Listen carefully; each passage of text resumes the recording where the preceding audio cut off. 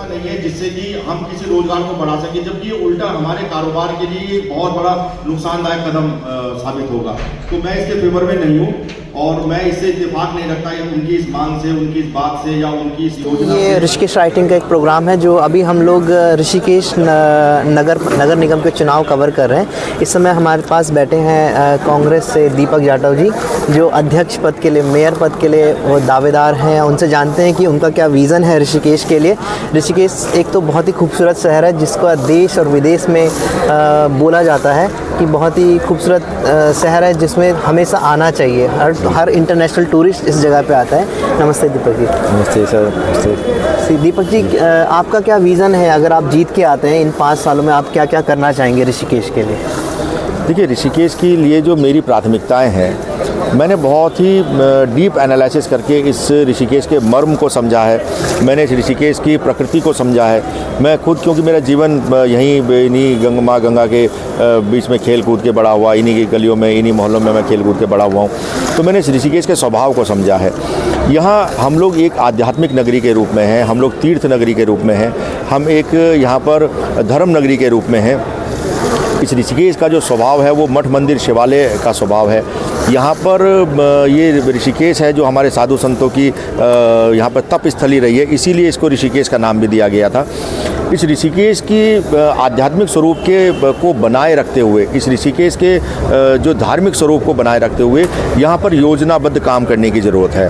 उस योजनाबद्ध तरीके से मैं बताना चाहूँगा कि मेरी पहली प्राथमिकता जो है, हम लोग योग की अंतर्राष्ट्रीय राजधानी है, इंटरनेशनल कैपिटल ऑफ योगा जो है हम लोग हैं ऋषिकेश।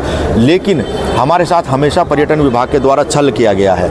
आज तक कोई भी जो इंटरनेशनल फेस्टिवल ऑफ जो योगा है वो आज तक एक भी सिंगल ऋषिकेश में आयोजित नहीं हो पाया। ये सिर्फ और सिर्फ पर्यटन विभाग के द्वारा जो षड्यंत्र करके ऋषिकेश के जो हक का जो यहाँ पर काम था वो नहीं होने दिया गया।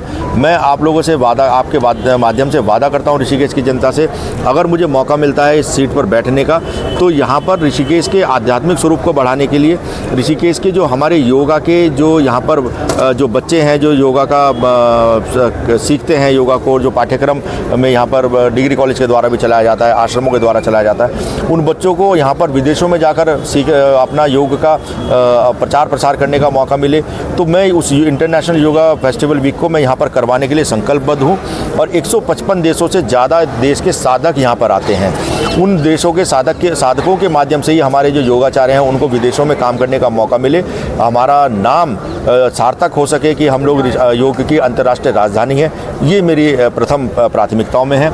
ऋषिकेश के दूसरी प्राथमिकता मेरी यहाँ ऋषिकेश के व्यापारियों की सुरक्षा के लिए, क्योंकि अब यहाँ पर गंगा कॉरिडोर के नाम पर एक बहुत बड़ी तबाही सरकार मचाने जा रही है। जैसा आप लोगों ने बनारस में देखा होगा, जैसा आप लोगों ने बद्रीनाथ में देखा है, जैसा आप लोगों ने केदारनाथ जी में देखा है, जैसा अब मथुरा और वृंदावन की भी बात की जा रही है, उसी तरीके से हरिद्वार में गंगा कॉरिडोर योजना एक बहुत बड़ा यहाँ पर व्यापारियों के लिए काल साबित होने जा रही है, क्योंकि वो ऋषिकेश के व्यापारियों को, ऋषिकेश के कारोबार को ध्वस्त करने वाली एक योजना है। और मैं आपके माध्यम से ऋषिकेश के व्यापारियों को आश्वस्त करता हूँ इस बात के लिए कि जब तक कि वो एजेंसी कोई गुजरात की एजेंसी बताई जा रही है, अभी तो फिलहाल ऐसा ही हो रहा है कि सारे जो कॉन्ट्रैक्ट है गुजरात की ही एजेंसी। हाँ जी, वो सब ये आजकल ये पूरे देश में गुजराती आजकल इनका पूरा माफिया राज चल रहा है। और इस समय ये लोग हर चीज़ में, जो बद्रीनाथ जी में काम कर रही है वो भी गुजरात की एजेंसी है, जिन्होंने बनारस में काम किया वो भी गुजरात की एजेंसी थी, जिन्होंने केदारनाथ में काम कर रहे हैं वो भी बनारस की एजेंसी थी। अभी बीटल्स आश्रम जिसको कहा जाता है कि इंटरनेशनल बीटल्स, महर्षि महेश योगी जी ने उसको उठाया, उसका भी रिनोवेशन अभी गुजरात की ही कंपनी। बिल्कुल, मैंने कहा ना, ये गुजरातियों का आज की डेट में माफिया राज चल रहा है। और लेकिन ये ऋषिकेश के व्यापार को, ऋषिकेश के व्यापारियों को अगर ये सोचते होंगे कि अगर हम लोग यहाँ पर भी यही इस तरीके का माफिया राज चलाएंगे, तो ये इस बात को ये भूल जाएं। अगर मुझे मौका मिलता है ऋषिकेश के सेवक के रूप में मेयर की सीट पर बैठने का, तो जब तक ऋषिकेश के व्यापारियों को वो प्लान डिस्प्ले करके और उनसे आपत्तियाँ मांग कर और उनकी आपत्तियों का निराकरण करके, उनका व्यवस्थापन करके, जब तक ये लोग नहीं करेंगे, तब तक मैं यहाँ से एक कील भी नहीं उखड़ने दूंगा। एक कील कह रहा हूँ, दुकानें और मार्केट तो आप छोड़िए, वो तो बहुत दूर की बात है, क्योंकि मेरी जवाबदेही किसी सरकार के प्रति नहीं है, मेरी जवाबदेही किसी कैबिनेट मिनिस्टर के प्रति नहीं है, मेरी जवाबदेही कोई मुख्यमंत्री के प्रति नहीं है, मेरी जवाबदेही मेरी ऋषिकेश की जनता, मेरे ऋषिकेश के व्यापारियों के प्रति है, जो मुझे वोट देकर उस सीट तक पहुँचाने का काम करेंगे। ये पार्किंग की समस्या भी बहुत बड़ी समस्या है ऋषिकेश के लिए, और इससे बड़ी समस्या कूड़े का पहाड़, जिसमें इतना टूरिस्ट जाता है तो उसको काफ़ी बदबू आता है। और इस समस्या के लिए किस तरीके से आप सोच रहे हैं? देखिए, कूड़े का पहाड़ तो हमारे इस अंतर्राष्ट्रीय योगा कैपिटल के नाम पर एक बहुत बड़ा काला धब्बा है, हमारे माथे पर ये कलंक है। और मैं आपको बताना चाहूँगा कि जो इंटरनेशनल जो मीडिया है, उन्होंने भी आज इस बात के लिए ऋषिकेश के हमारे धार्मिक नगरी का उन्होंने मजाक तक उड़ाना शुरू कर दिया, और BBC तक जैसे चैनल में इसके बारे में चर्चा होने लगी है। तो जहाँ हम लोग अपने आध्यात्मिक स्वरूप की बात करते हैं, धार्मिक स्वरूप की बात करते हैं, हम लोग उस कूड़े के ढेर के बारे में, तो देखिए हुआ क्या है यहाँ पर कि ये शहरी विकास मंत्री, जिनके अंडर में पूरे प्रदेश के अंदर सारे शहरों का विकास होना चाहिए और उनकी प्लानिंग्स की जो करी जाती है, उनके लिए फंड जो करा जाता है, और ऋषिकेश शहरी विकास मंत्रालय के द्वारा किया जाता है, वो हमारे ऋषिकेश के ही कैबिनेट मिनिस्टर हैं। 18 साल से विधायक हैं वो हमारे यहाँ से। जो वित्त मंत्री हैं वो भी हमारे ऋषिकेश के ही मंत्री हैं, उन्हीं के पास प्रभार है। तो ये चिराग तले अंधेरे वाली स्थिति इस ऋषिकेश के अंदर रही है कि पिछले 18 साल से वो यहाँ पर विधायक हैं, और पिछले 10 सालों में ये कूड़े का पहाड़ आज अंतर्राष्ट्रीय मीडिया तक की सुर्खियाँ बन चुका है। तो ये नाकामी है हमारे ऋषिकेश के विधायक की, हमारी ये ट्रिपल इंजन की कही जाने वाली सरकार की, क्योंकि मेयर भी भाजपा की थी, यहाँ पर विधायक भी भाजपा के थे, यहाँ पर सरकार भी भाजपा की थी, यहाँ पर सांसद भी भाजपा के थे, केंद्र में सरकार भी भाजपा की थी। तो फिर किसने उस तीनों इंजनों का तेल ख़त्म कर दिया? किसने उन जो हमारे ये ट्रिपल इंजन की सरकार थी, किसने उनको विकास करने से या इस कूड़े को पहाड़ को हटाने से यहाँ पर रोका था? लेकिन ये आपसी झींगा मस्ती में, आपसी इनके खिंचाव में, क्योंकि जो बात मेयर ने कही वो विधायक ने काट दी, जो विधायक ने कही वो मेयर ने काट दी। तो इस तरीके से इस ऋषिकेश की जनता के साथ भद्दा मजाक हुआ है, और ये कूड़े का पहाड़ आज इतनी बुरी बदतर स्थिति में आ चुका है कि उसको लेकर दोनों के द्वारा कोई कार्रवाई नहीं करी गई, कोई कभी इनके द्वारा कोई मजबूत कदम नहीं उठाए गए।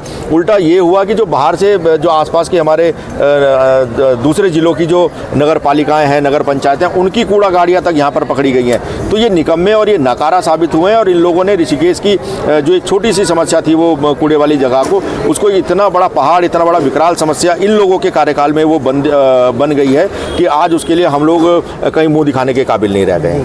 जैसे बोला जाता है भिक्षावृत्ति एक पाप है, पर हम जब देखते हैं कि ऋषिकेश के लिए इंटरनेशनल टूरिस्ट भी आता है, उससे भी भिक्षावृत्ति होती है, पर हम इसका क्या सोल्यूशन आपने निकाला है? क्या करना चाहेंगे इसके लिए? जो छोटे छोटे बच्चे जिनको एजुकेशन मिलनी चाहिए थी, जिनके लिए अच्छा न्यूट्रिशन प्लान होना चाहिए था, उन बच्चों को एजुकेशन देके कुछ वो आगे चल के बढ़ के एक IAS ऑफिसर बनते या PCS ऑफिसर बनते, वो हमारे देश के लिए कुछ गौरवान्वित महसूस करवाते, वो मजबूर हैं कि उनको भिक्षा मांगनी पड़ रही है, और उनके पास रैन बसेरा भी नहीं होता है। यहाँ पर मैंने कहा ना, यहाँ पर चिराग तले अंधेरे की स्थिति हमेशा रही है, और जिस व्यक्ति के कंधों पर दारोमदार हो, जो पहले विधानसभा अध्यक्ष रहा हो, जो आज शहरी विकास मंत्री हो, वित्त मंत्री भी हो, वो हमारे शहर का विधायक है। तो ये चिराग तले अंधेरे वाली स्थिति कि आज हमारे यहाँ रैन बसेरे, हमारे यहाँ पर समुचित पूरा परिसर यहाँ पर नहीं है। हमारे यहाँ पर जो भिक्षावृत्ति की बात कही है, उस पर कभी कोई चलान भिक्षावृत्ति के नाम पर यहाँ पर नहीं हुआ। अभी जब पिछले दिनों DM साहब जब नए यहाँ पर आए थे, तो उन्होंने देहरादून में ज़रूर अभियान चलवाया, लेकिन ऋषिकेश में उसकी कोई यहाँ पर कार्रवाई नहीं हुई। मैं आपके माध्यम से ये आश्वस्त करता हूँ कि ऋषिकेश त्रिवेणी घाट का जो एरिया है, जहाँ पर माँ गंगा के तट पर आरती की जाती है, जहाँ पर लाखों तीर्थयात्री यहाँ पर गंगा स्नान के लिए आता है, एक भी भिखारी और एक भी भिखारी का बच्चा आपको यहाँ पर दिखाई नहीं देगा। इनके ऊपर जो इनको यहाँ पर इनका समुचित इनका व्यवस्थापन हो सके, और यहाँ पर इनको इस भिक्षावृत्ति को ये लोग छोड़ के दूसरे कामों में अपने स्वरोजगार के लिए, अपने कामों के लिए, चाहे वो वेंडर जोन बनाया जाए, चाहे इनके लिए छोटे फंड की व्यवस्था करी जाए, जिसमें अपना ये रोजगार करें, ना कि ये भिक्षावृत्ति की तरफ अग्रसर हो। ये मेरी तरफ से काम होगा। अभी हम देखते हैं कि ऋषिकेश के जैसे जहाँ पे रेलवे का, जब देहरादून जाते हैं हम, वहाँ पे जहाँ पे फॉरेस्ट व्यू है, रेस्टोरेंट और बार जिसे बोला जाता है, उसके बगल में बागड़ी लोग रहते हैं। उनके पास ना तो लाइट की सुविधा है और ना पानी की सुविधा है, वो इस चीज़ से वंचित रहते हैं। कोई भी अभी तक उनके पास नहीं जा पाया है। क्या उनके लिए आप कुछ करना चाहेंगे? देखिए, उनका जो मैंने उनके स्वरूप को जाना है, वो अपने आप को महाराणा प्रताप के सैनिक के रूप में वो अपने आप को मानते हैं। और मैंने तो लगातार, क्योंकि एक बार उनकी गाय को चोट लग गई थी, तो मैं तब वहाँ पर उनकी इलाज पट्टी के लिए मैंने व्यवस्था करवाई थी। तो मैं और वो बड़े अच्छे खिलाड़ी होते हैं, बहुत अच्छी कुश्ती वो लोग जो बागड़िए हैं वहाँ पे वो लड़ते हैं। और मेरा उनसे परिचय भी बहुत, उनके डेरे के जो वो हैं सरदार हैं, उनसे भी मेरा बहुत वर्षों से संपर्क रहा है। तो वो लोग, चूँकि उनकी जो व्यवस्था है, जो उनका वो सिस्टम है, वो मैंने देखा है कि वो लोग अपने को आज भी महाराणा प्रताप के वंशज के रूप में और उनकी सेना के रूप में मानते हैं। और वो अस्थायी रूप से वो लोग कहीं पर रहकर वो रहने का काम वो लोग नहीं करते हैं। वो लोग हमेशा डेरों के रूप में रहते हैं और वो बर्तनों का काम करते हैं, वो अपना लोहे के औजारों का वो लोग काम करते हैं, खेती के जो औजार हैं उनको बनाने का वो लोग काम करते हैं। उनके बच्चों के लिए शिक्षा का, देखिए, क्योंकि जो उनके पूर्वजों ने किया वो किया, लेकिन उनके बच्चों का जीवन स्तर बढ़ सके, उनको शिक्षा, अच्छी शिक्षा मिले, अच्छा स्वास्थ्य मिले, उनको वो अच्छे कामों के लिए वो लोग अग्रसर हों और उनके लिए रोजगार के नए अवसर पैदा हों, ये मेरी प्राथमिकताओं में रहेगा। और मैं निश्चित रूप से उनको विश्वास में लेकर इसके लिए काम करने का मैं प्रयासरत रहूँगा। अभी नशा काफ़ी बढ़ गया है ऋषिकेश में, उसके लिए आप क्या करना चाहेंगे? देखिए, जब से ये पर्यटन नगरी के रूप में हमारा ऋषिकेश विकसित हुआ है, हम तो अभी देखते हैं जैसे कि पहले योग नगरी बोला करते थे, पर अब इसको एडवेंचर प्लस योग नगरी हो गया। जी जी जी, बिल्कुल बिल्कुल। ये स्वरूप, देखिए, ये स्वरूप मैंने कहा ना कि ये इस ऋषिकेश का स्वरूप नहीं था, ये ऋषिकेश की प्रकृति नहीं थी। यहाँ की प्रकृति जो है वो धार्मिक है, आध्यात्मिक है और सात्विक है। लेकिन जब से ये पर्यटन नगरी के रूप में यहाँ पर ये प्रचारित हुई है और यहाँ पर जो योगा, इसके जो वाटर स्पोर्ट्स के जो काम यहाँ पर हुए हैं, तब से बाहर से जो चूँकि आने वाले जो व्यवसायी हैं, उन लोगों ने इस बात के लिए, मुझे लगता है कि ये नशे के जो सूखे नशे जो होते हैं, तो उस तरीके के जो इंग्लिश नशे जो इस तरीके के होते हैं, उनकी यहाँ पर प्रकृति बढ़ी है।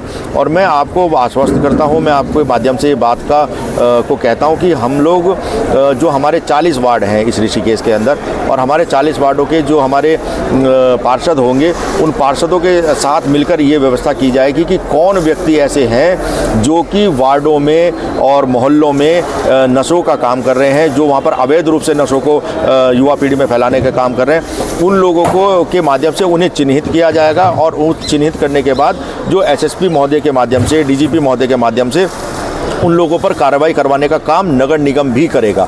इस बात के लिए मैं आपको आश्वस्त करता हूँ। आपका बहुत बहुत शुक्रिया, आपने हमारे चैनल को समय दिया और हम आशा करते हैं कि आप विजयी हुए।